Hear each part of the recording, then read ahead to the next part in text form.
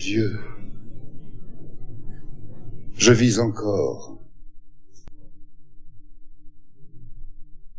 Il est donc vrai, la vie comme un serpent s'est glissé dans mon cœur pour le déchirer de nouveau. Mais si ce perfide poison a trompé mon désespoir, comment ai-je pu résister à un pareil songe? Comment n'ai-je pas été brisé par les étreintes horribles de la main de fer qui m'avait saisi?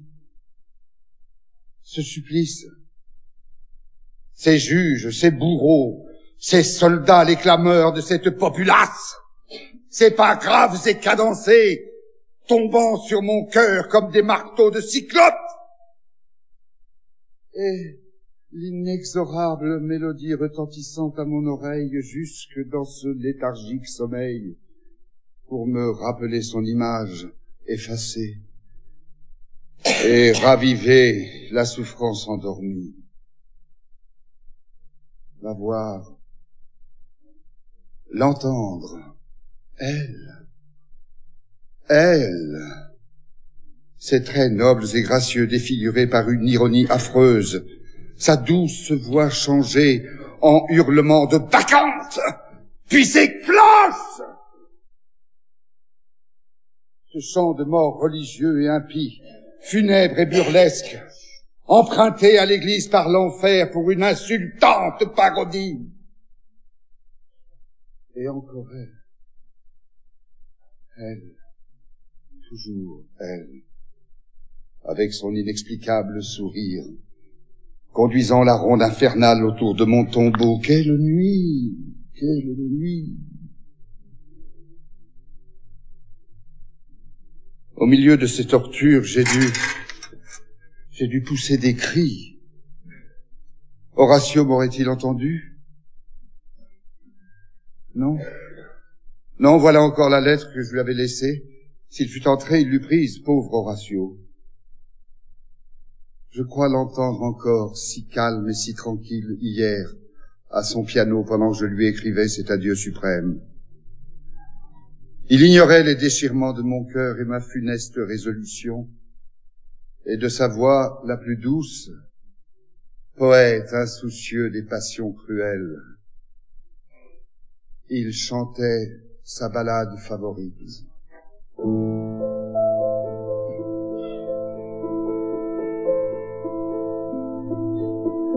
L'onde frémit, l'onde s'agite, au bord étage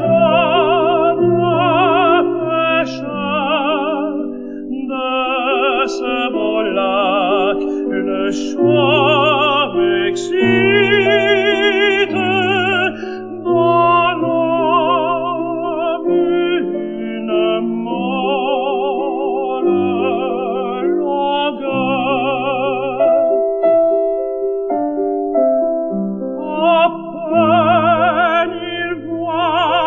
À peine il guide sa vigne errante sur les flots.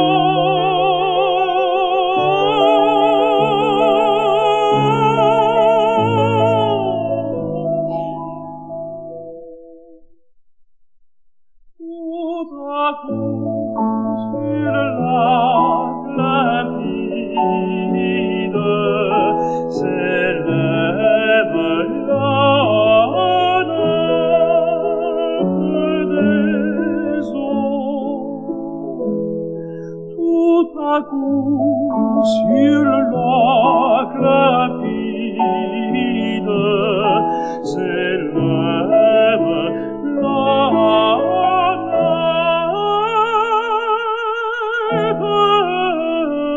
des eaux.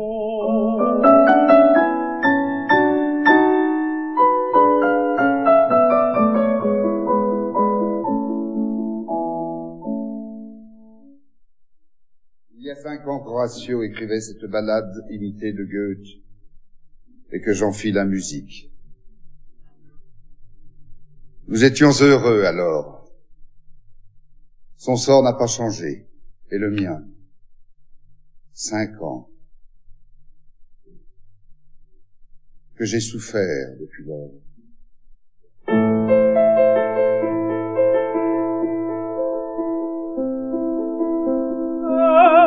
Elle lui dit, vois la lumière descendre dans mes flots d'azur, vois dans mon complot Phébé se plaire et briller d'un éclat plus pur.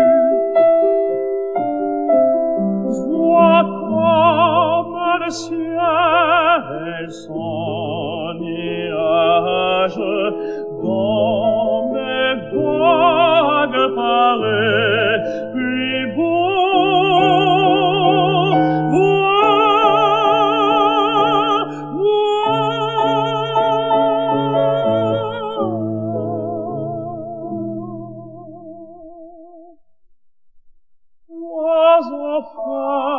Vois ta propre image, ni te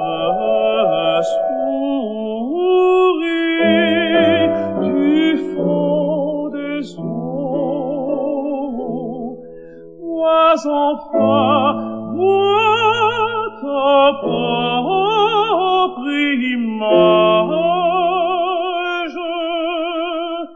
qui te sourit du fond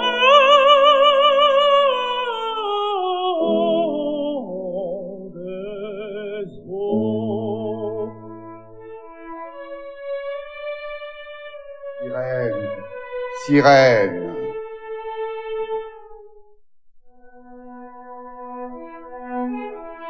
Dieu, mon cœur se brise.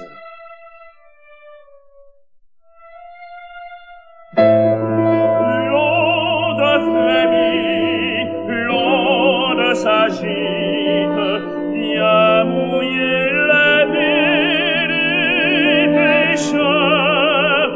Il entend la voix qui l'invite, il serre son charme trompeur.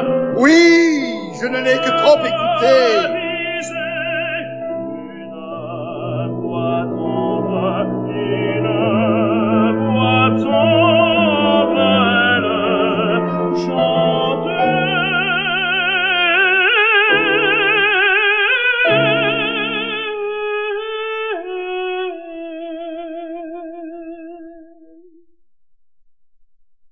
sans le vouloir, sans le défendre, il suit la nymphe qui disparaît.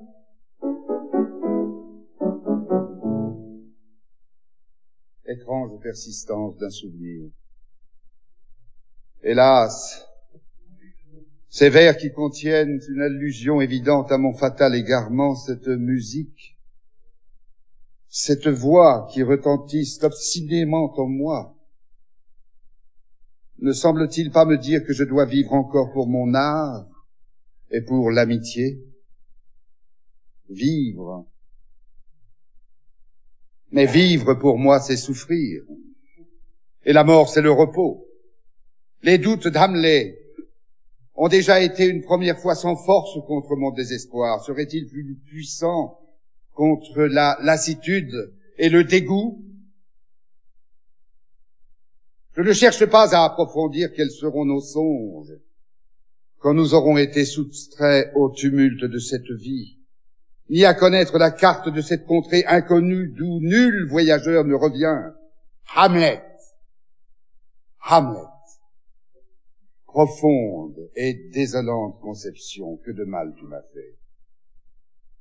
Oh, il n'est que trop vrai.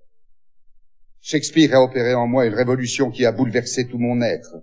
Moore, avec ses douloureuses mélodies, est venu achever l'ouvrage de l'auteur d'Hamlet. Ainsi, la brise soupirant sur les ruines d'un temple renversé par une secousse volcanique, les couvre peu à peu de sable et en efface enfin jusqu'au dernier débris. Et pourtant, j'y reviens sans cesse. Je me suis laissé fasciner par ce terrible génie. Qu'il est beau, vrai et pénétrant, ce discours du spectre royal, dévoilant au jeune Hamlet le crime qui l'a privé de son père. Il m'a toujours semblé que ce morceau pouvait être le sujet d'une composition pleine d'un grand et sombre caractère. Son souvenir m'émeut un moment, plus que jamais. Mon instinct musical se réveille. Oui, je l'entends. Je l'entends. Quelle est donc cette faculté singulière qui subsiste ainsi l'imagination à la réalité? Quel est cet orchestre idéal qui chante en dedans de moi?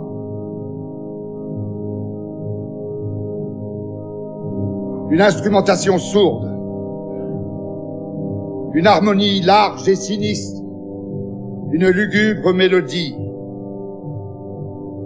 un chœur en unissons et octaves semblable à une grande voix exhalant une plainte menaçante pendant la mystérieuse solennité de la nuit.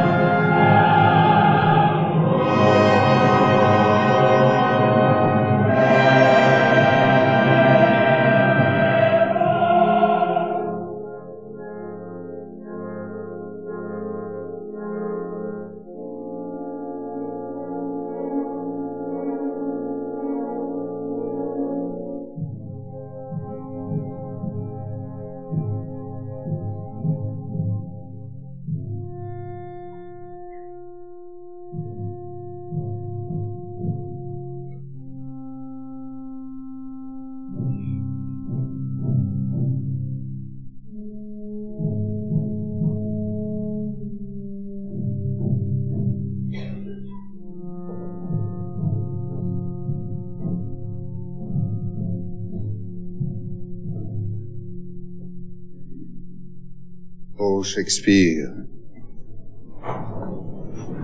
Shakespeare. Toi dont les premières années passèrent inaperçues, dont l'histoire est presque aussi incertaine que celle d'Ossian et d'Homère. Quelle trace éblouissante a laissé ton génie. Et pourtant, que tu es peu compris. De grands peuples t'adorent, il est vrai, mais tant d'autres te blasphèment sans te connaître. Sur la foi d'écrivains sans âme qui ont pillé tes trésors en te dénigrant. On osait la guerre encore, dans la moitié de l'Europe, t'accuser de barbarie.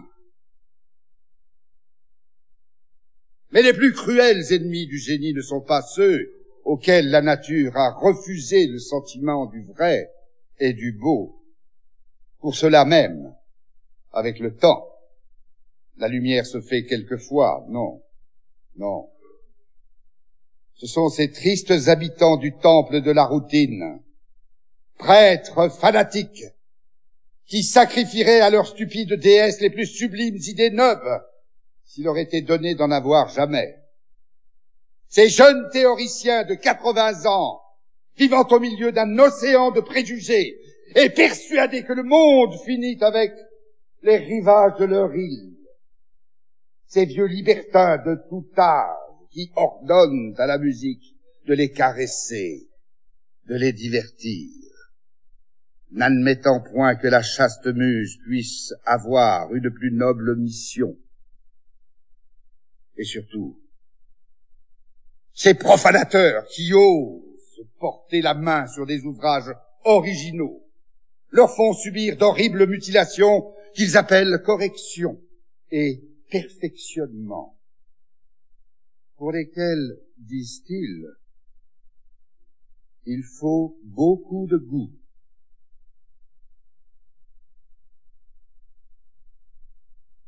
Malédiction sur eux! Ils font alors un ridicule outrage. Tels sont ces vulgaires oiseaux qui peuplent nos jardins publics, se perchent avec arrogance sur les plus belles statues, et quand ils ont sali le front de Jupiter, le bras d'Hercule ou le sein de Vénus, se pavanent, fiers et satisfaits comme s'ils venaient de pondre un œuf d'or. Oh! Oh, pareille société pour un artiste est pire que l'enfer.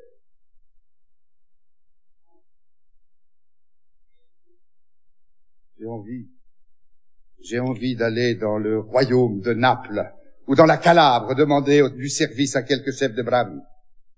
Dussé-je n'être qu'un simple brigand? J'y ai souvent songé. Oui, oui. De poétiques superstitions, une madone protectrice, de riches dépouilles amoncelées dans les cavernes, des femmes échevelées palpitantes d'effroi, un concert de cris d'horreur, accompagné d'un orchestre de carabines, sabres et poignards, du sang et du lacrima Christi. Un lit de lave bercé par les tremblements de terre. Allons! Voilà la vie!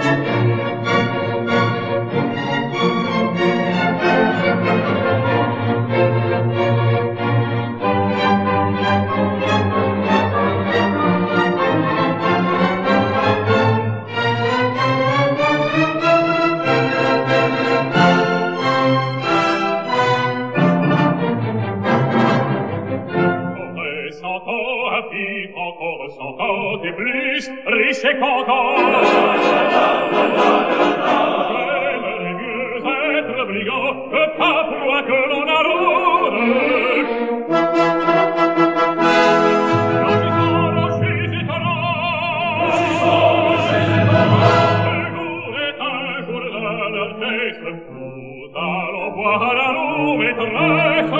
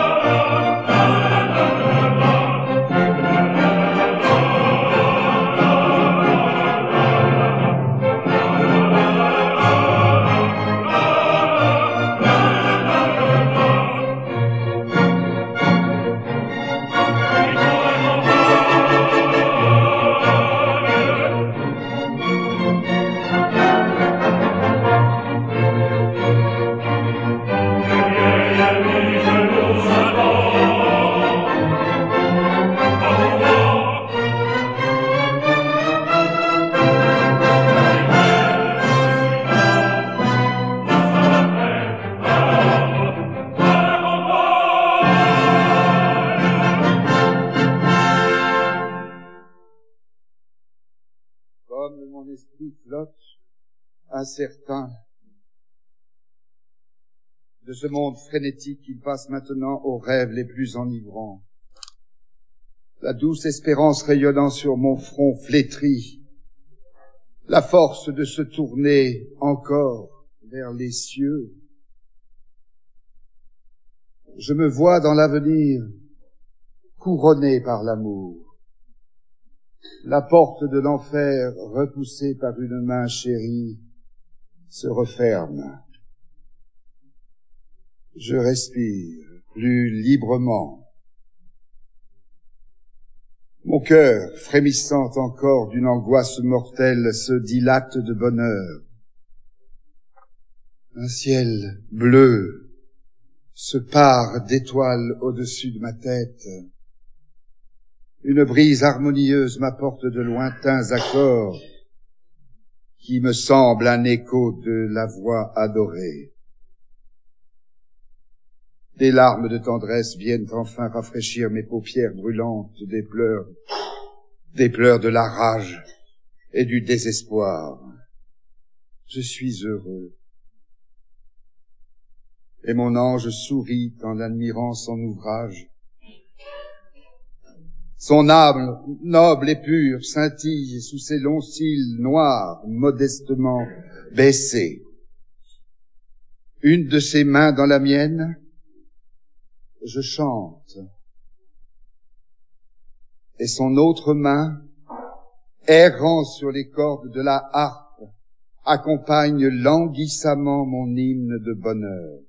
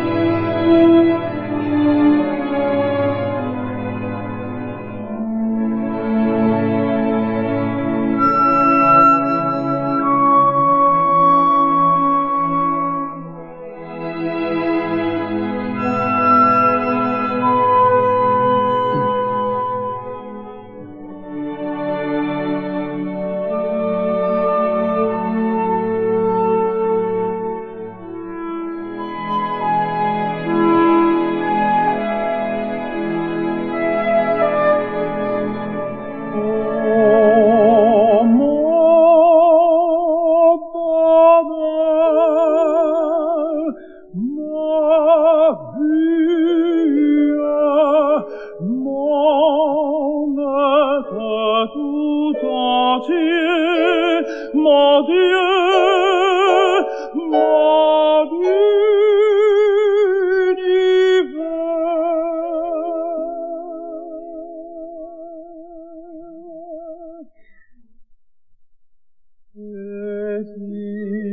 Est-il auprès de toi quelque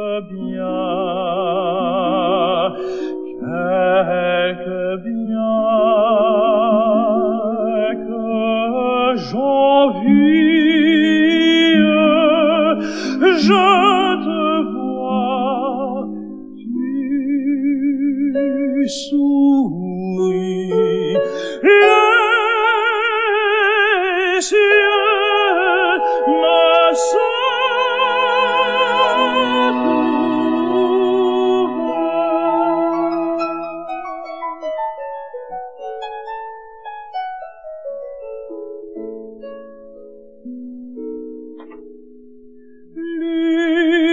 l'ivresse de l'amour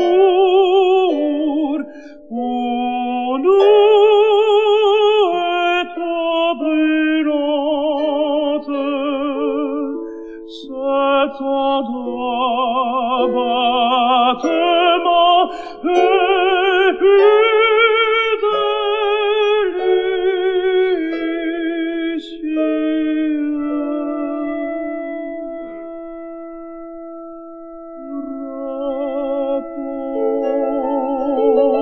Repose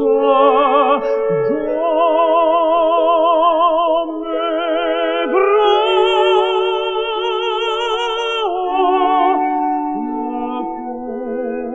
repose cette tête charmante.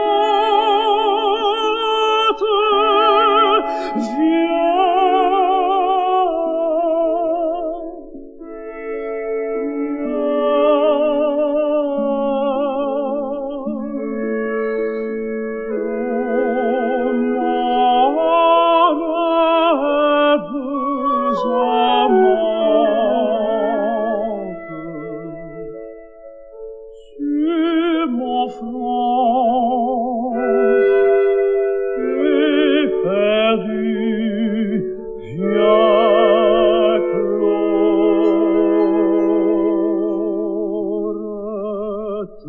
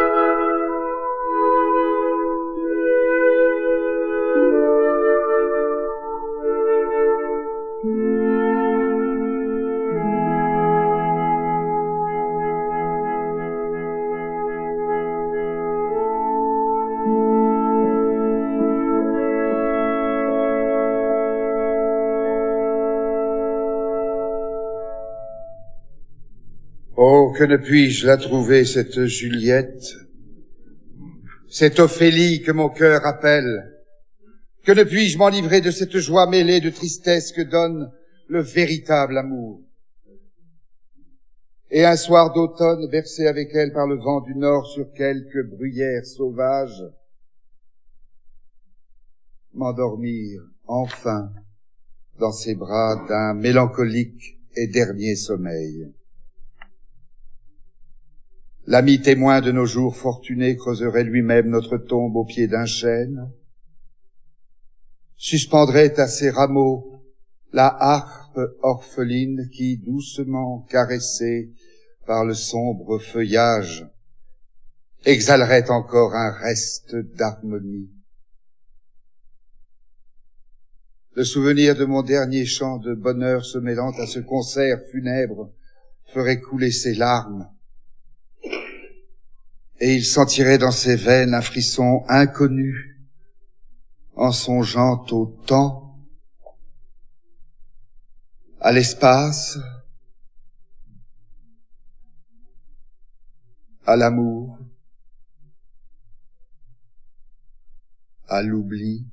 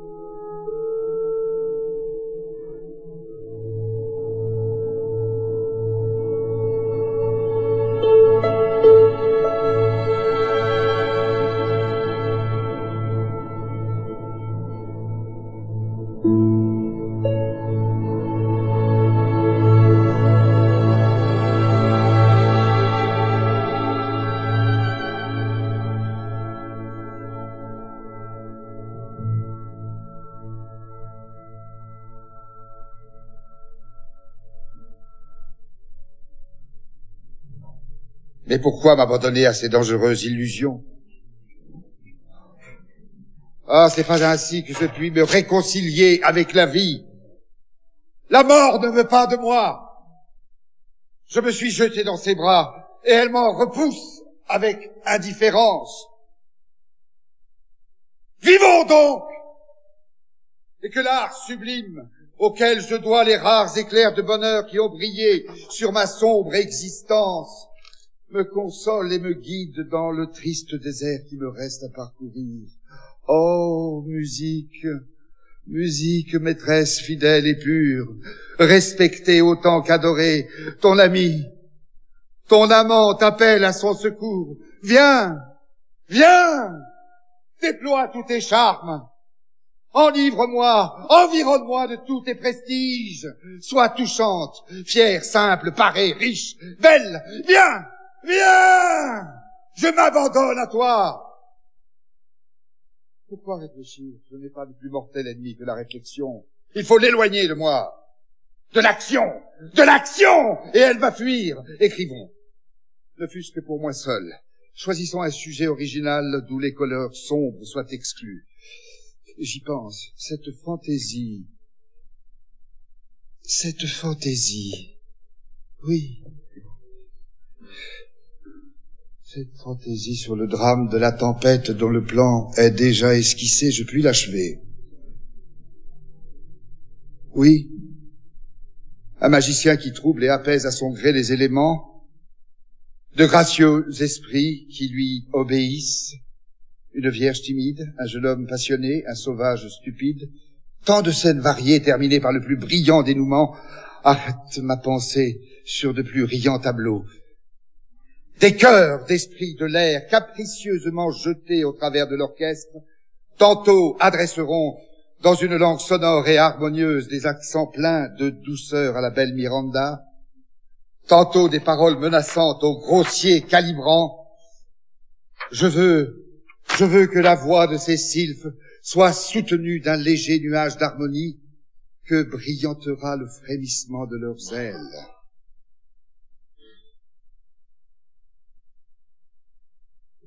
Justement, voici l'heure où mes nombreux élèves se rassemblent.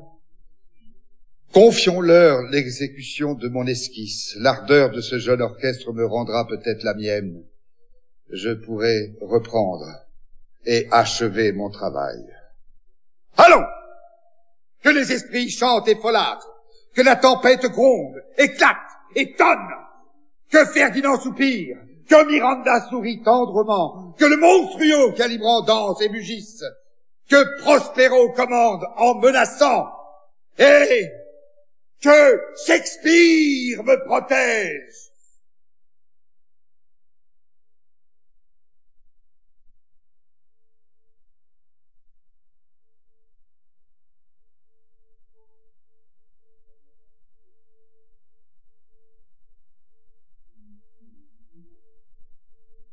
Laissez la place pour le piano, ici, oui.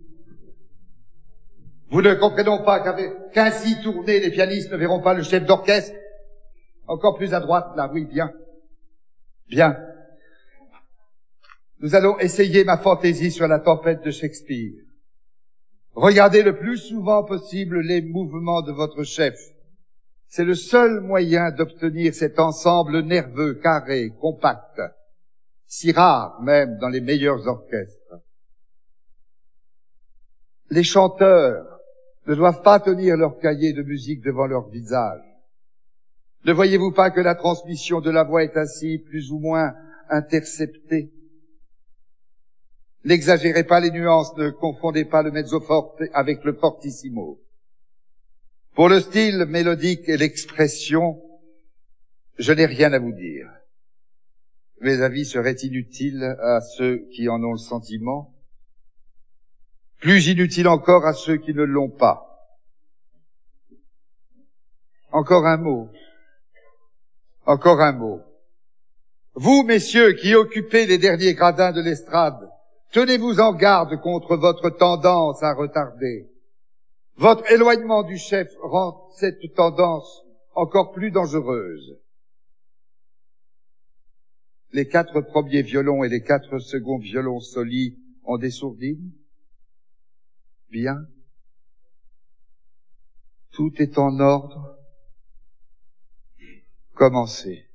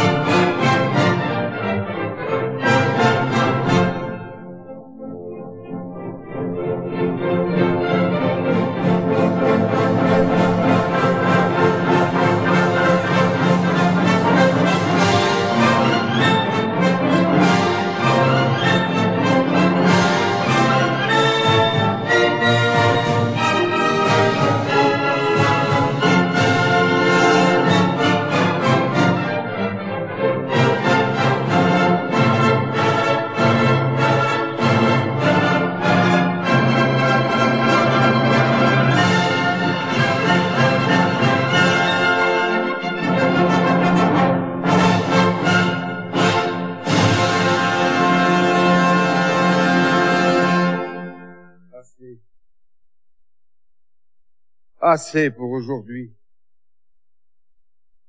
Votre exécution est remarquable par la précision, l'ensemble, la chaleur. Vous avez même reproduit plusieurs nuances fort délicates. Vos progrès sont manifestes.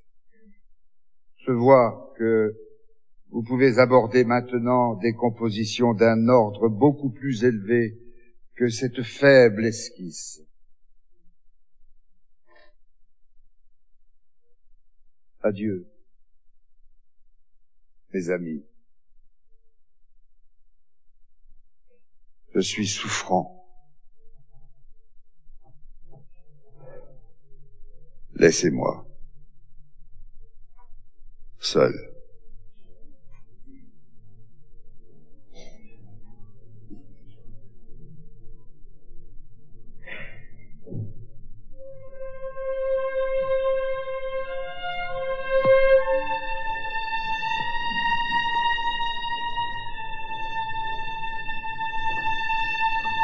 Encore?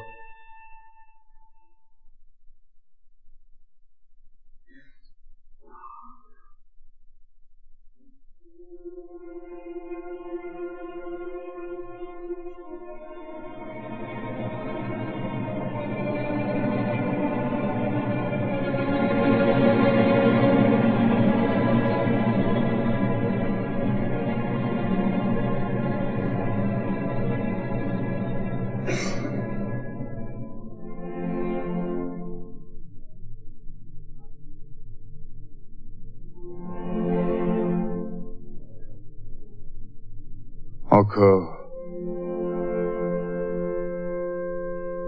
Et pour toujours.